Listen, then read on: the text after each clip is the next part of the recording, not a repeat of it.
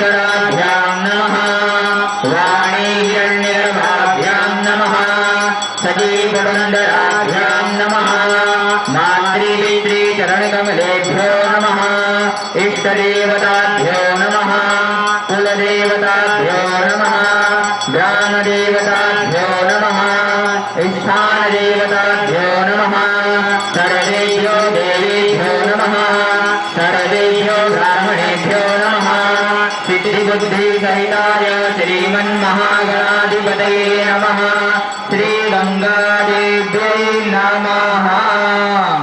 संकल्पः हस्ते पुष्पाणि गृहीत्वा हाथ में पुष्प लेकर 3 बार कहेंगे ओम विष्णुवे नमः। ओम विष्णु विष्णु विष्णु श्रीमद्भगवतो महापुरुषस्य विष्णोराज्ञा प्रवर्तमानस्य अद्य श्री ब्रह्म